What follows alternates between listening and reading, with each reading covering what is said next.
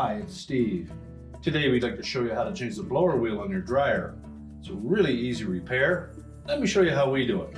Now to do this repair, the first thing we'll need to do is to disconnect power to the dryer. So either pull it far enough forward that you can unplug it, or locate the electrical panel, turn off the appropriate breaker, or remove the appropriate fuses. Now there are a couple of methods to replace that blower wheel. You may attempt to do it by just removing the lower access panel, but it is much more difficult to do it that way. So we suggest that you pull the dryer far enough forward that you can access the mounting screws to the main top, take the top off the front, door, bulkhead, lower access panel, and pull the drum out, and we can do the repair much easier that way. Now next we'll remove this lower access panel, and we've temporarily tilted this dryer up just to give you a better visual of where the screws are located. So it's not necessary to do that at home, but it makes it easier for us to show you. Again, we'll remove some 1/4-inch hex head screws.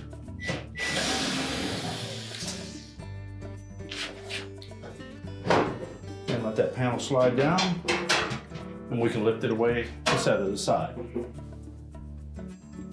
Now, as part of this disassembly, we'll also be removing 2 screws at the bottom of that front panel bulkhead assembly.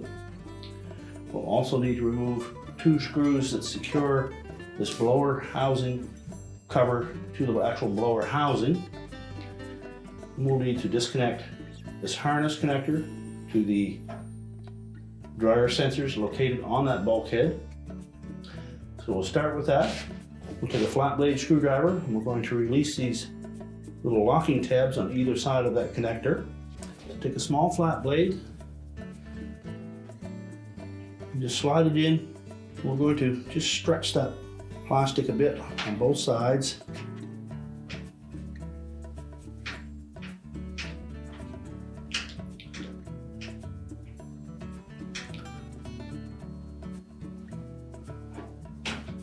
And separate the connector.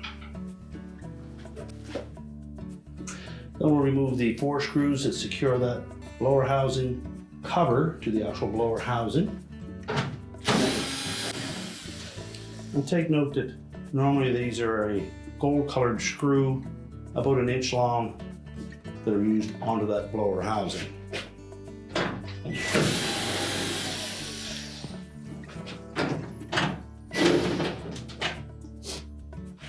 The one that is located up in this upper left-hand corner can be a little difficult to access, and you may need an extension for your nut driver.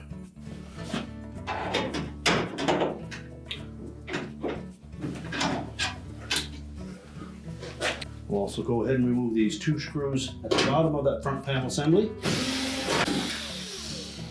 Now I'm going to stand that dryer up, and we'll go to the top to remove the console and the front panel.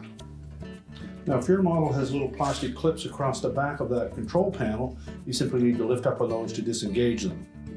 If it doesn't, you'll need to remove this metal frame that console is attached to. To do so, we'll begin by removing this panel along the side that secures the control board. Just remove those 3 screws. We can tilt that panel aside. We'll also expose some wire harnesses that we need to disconnect. So we'll begin by disconnecting the door switch connector. Again, it has locking tabs on both sides of that connector. So we want to just spread that apart slightly with a flat blade screwdriver.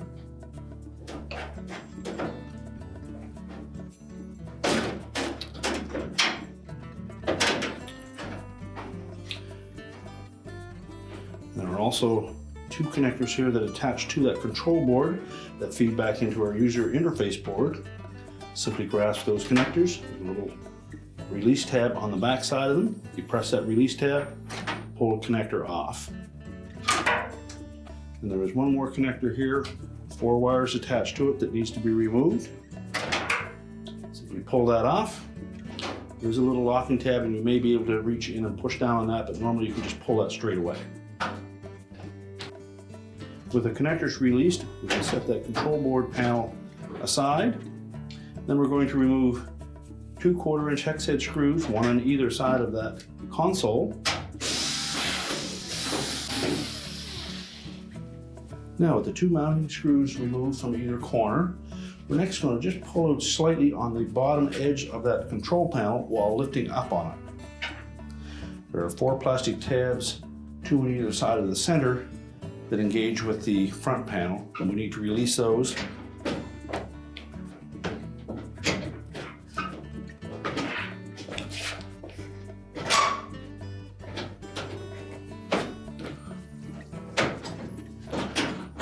And just lift it straight up and remove it. This metal frame has 2 tabs on either side that slide down into that gap for the lip across the front edge of that front panel. We're just going to set this aside.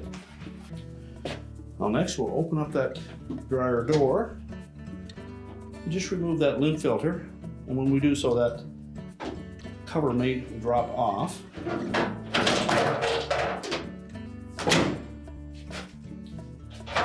So we'll set that cover and the lint filter aside. There are 2 more screws that secure that front bulkhead and panel to the cabinet. They're in keyhole slots, so we simply need to loosen those screws a few turns.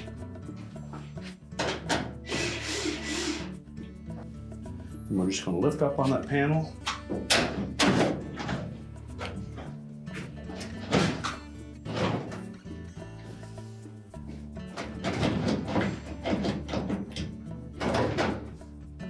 Once we released it from those 2 screws, we can drop it down enough so that it pulls out underneath the dryer drum.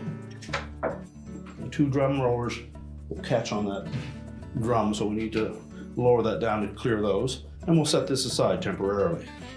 Now with this style of a dryer, we have a ribbed belt, ribs on one side, flat on the other. The rib side will go on the motor pulley and up against the face of the drum. Essentially, this is what the belt will look like when it's in position, with the drum in the middle. So to release it, we would simply pull back on that spring, release enough tension on that belt that we can slide it off the motor pulley and drop it down out of the way.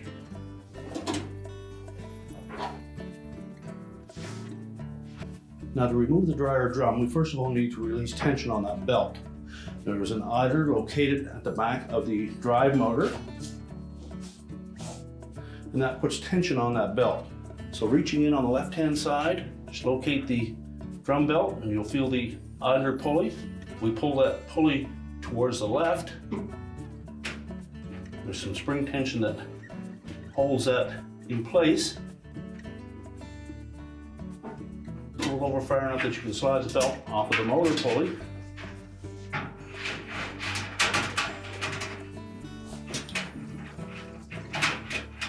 And then make sure it's not wrapped around the idler or the belt switch. And you should have about 10 inches of clearance above that drum, which would indicate that the belt is free of any foreign objects underneath.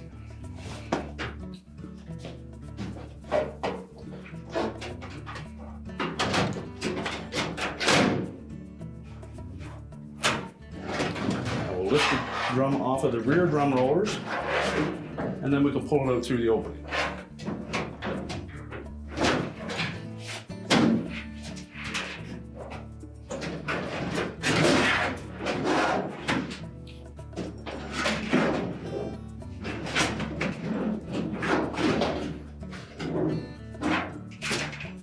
And we'll just set that aside.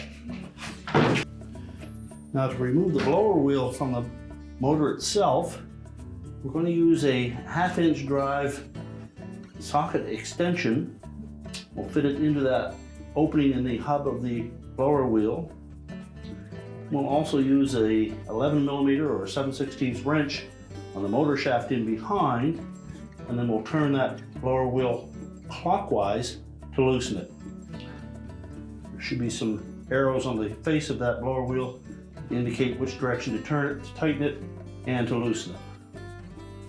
Now if the opening or square opening in this hub of that blower wheel is not destroyed, you should be able to slide the square end of a 1/2 inch extension into that opening nice and snug.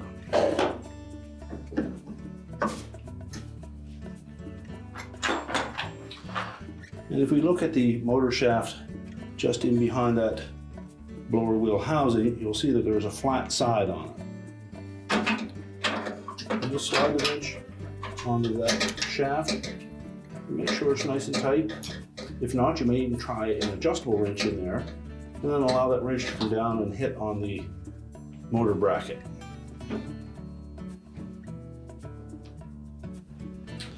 And we'll rotate our ratchet around to a comfortable position.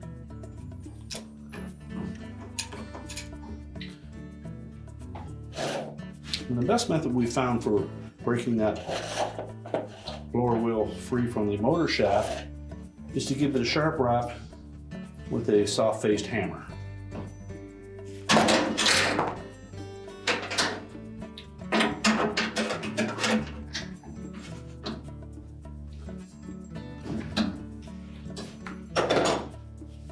Then we can turn that blower wheel clockwise.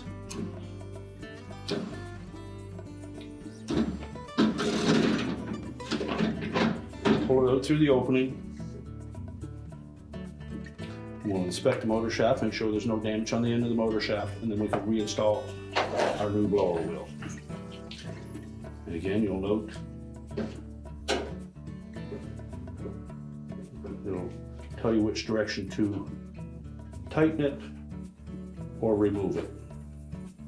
Line it up on the motor shaft.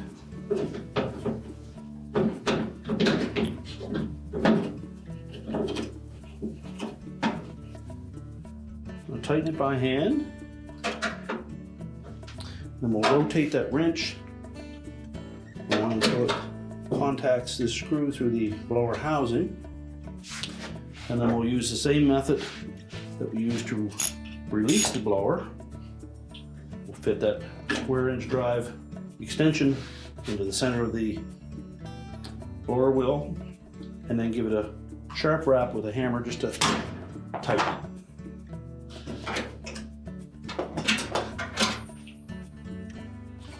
And now we're ready to reassemble the dryer. So the first step in reassembling the dryer is to put the drum back in. So start by draping that belt around the drum, making sure that the groove side of the belt is against the drum. We'll use that to support the weight of the drum as we push it inside the cabinet. You may need to spread the edges of that cabinet just enough to get it through the opening. Then we're going to set that back edge of the drum on top of the drum rollers. So again, keep some tension on the belt so that it doesn't get caught on either the idler or motor shaft.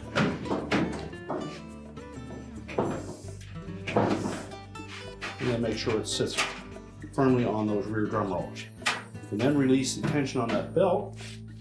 Then we'll reach in from the front.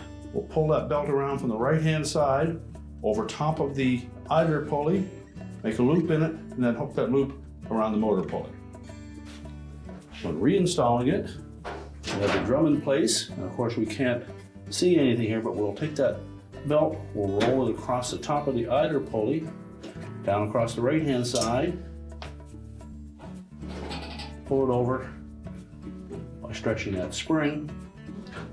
We'll get enough length in that belt that we can wrap it around the motor pulley, and then allow the spring tension to tighten it. So we've taken that belt and we've tucked it in underneath the idler pulley, made a loop. We'll grab that loop with our left hand. We're going to force the idler pulley over to the left by stretching the spring. Wrap that loop around the motor pulley. And then just by feel, make sure that the belt is in the proper position. We can then take that drum and rotate it, and we should see the motor turn at the same time. You just give it a few turns. You'll see that belt will track just slightly back of center, and there'll be some marks from where it was before, and it should line up with those. So now we're ready to put the front panel back on. Now when installing the front panel, we want to make sure that we engage both drum rollers in underneath the edge of that drum. So you'll put the right hand one in underneath first, and you can lift up on that drum, position the other one in place. Then we'll lift that whole front panel assembly up, and we'll hang those keyhole slots on the 2 mounting screws.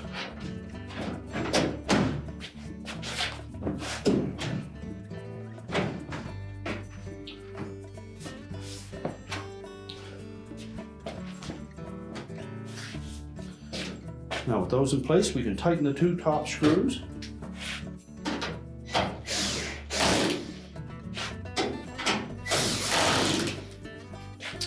And now we'll go to the bottom. We'll reattach the 2 screws for the front panel and then reassemble the blower housing cover. So first we'll secure the bottom of that front panel to the cabinet.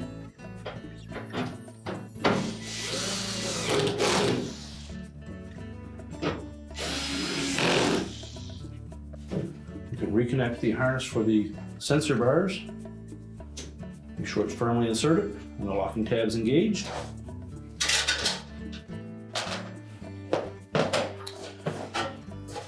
We'll then take the blower housing cover and we want to line up the top end of it, the opening for the outlet grill.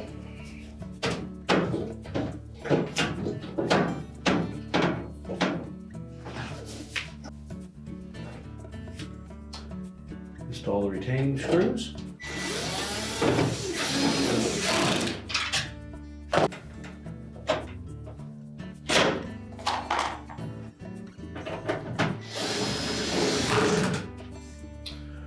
And with that secure, we can then go ahead and put the bottom access panel on.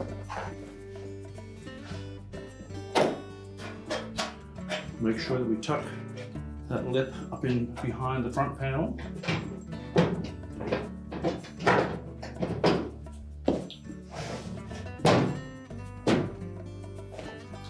And then secure it with the 2 screws on the bottom.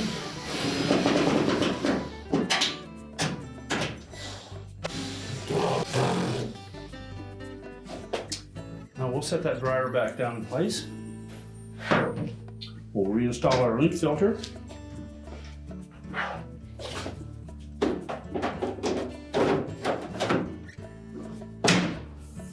And now we're ready to put the console back in place. Now when installing that console or control panel, we need to make sure of a couple things. First, there are these offset tabs on either end of that mounting support. They need to fit down through that slot between the top and the front of the cabinet. The bottom edge of this metal bracket needs to fit into these little metal clips. And the 4 plastic tabs on the control panel need to engage with the 4 hooks on top of the front panel.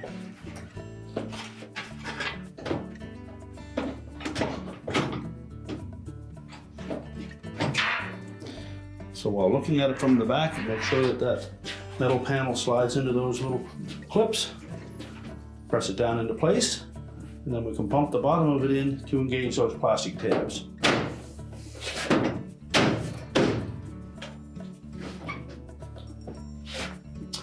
Now we're ready to reconnect the harness to the control board and attach all of the retaining screws.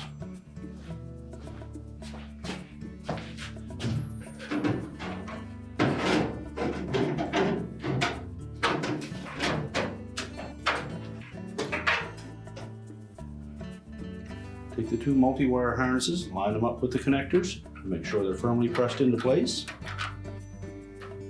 and that the locking tabs engage.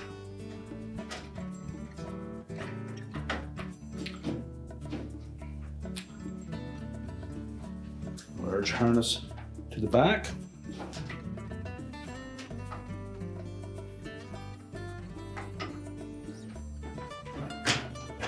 Again, make sure that locking tab engages.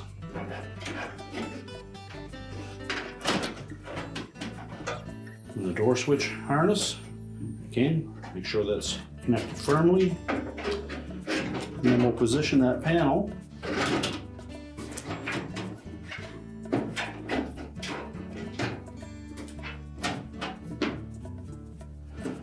And now we're ready to install the screws.